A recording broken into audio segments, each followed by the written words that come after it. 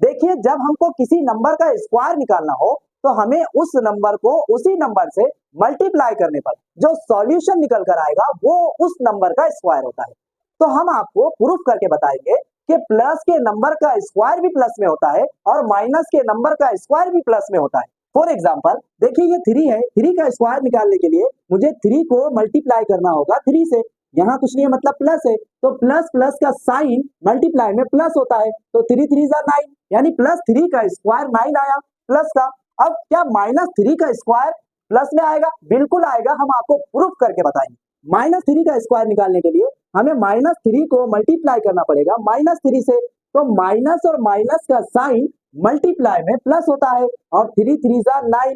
मालूम ये हुआ कि प्लस का स्क्वायर भी प्लस में होता है और माइनस का स्क्वायर भी प्लस में होता है। अब सवाल ये पैदा होता है कि क्या माइनस 3 का या माइनस के कोई भी